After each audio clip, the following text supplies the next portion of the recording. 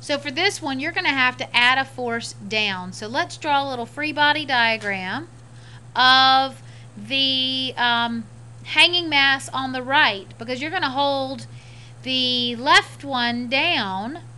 There'll be a force of tension up because the rope is interacting with our 110 Newton bucket, and the earth is interacting with it, giving it a gravitational force. And we already know what that is because they gave us the weight, or you were given the weight of this object.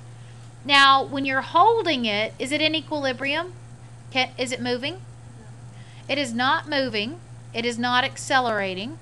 So when you sum the forces, they should equal what?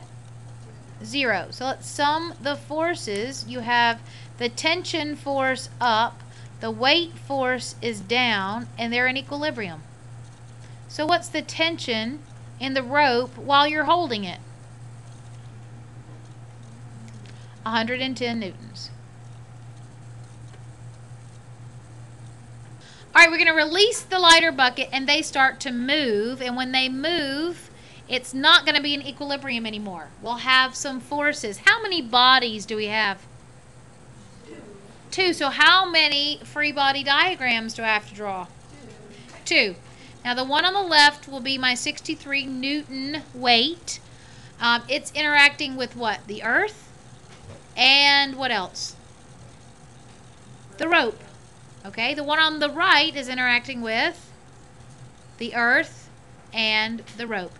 If you're ever trying to draw the direction of tension, so if you've got, for example, a box and there's a rope this way, or an object and the rope is to the right, put your pencil on the object and follow the rope.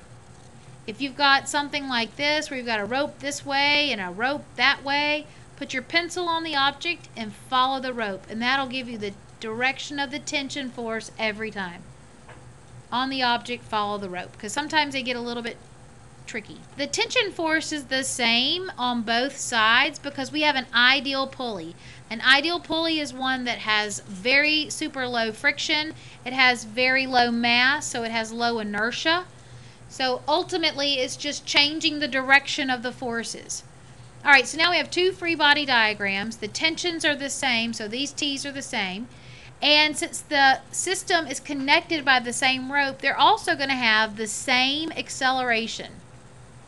They're going to have the same acceleration. The 63 Newton object is going to accelerate up at the same rate that the 110 Newton object accelerates down.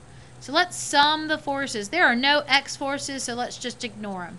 The tension force is up. The weight force, and I'm going to go ahead and substitute N for the weight force because I can. Now, when I have unbalanced forces, what do they equal? MA, and what's our mass in this case? If the weight is 63, the mass is 6.3 times A, and I'm done. Summing the forces on the guy on the right here, notice we had 2 unknowns there. The tension force is up. The weight force is down.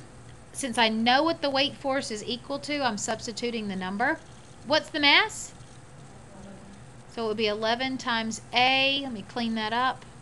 All right, now big question. Which way does the one on the left go? Up. So that means the net force on it, the net force has to be positive. Which way does the one on the right go? Down. That means the net force on it has to be negative. So when you sum these up, you have to make that negative. That is the most missed negative sign of all time. When you miss a problem, I look for that negative sign first because that's usually where you've made your mistake. All right, now the physics is over and the algebra begins. We have 2 equations and 2 unknowns. I'm thinking like elimination. What are you thinking about? I've got 2 equations. Ft minus 63 is equal to 6.3a. So after elimination, you can find the acceleration and then substitute it back into this force equation up here. And I got 80.1 newtons.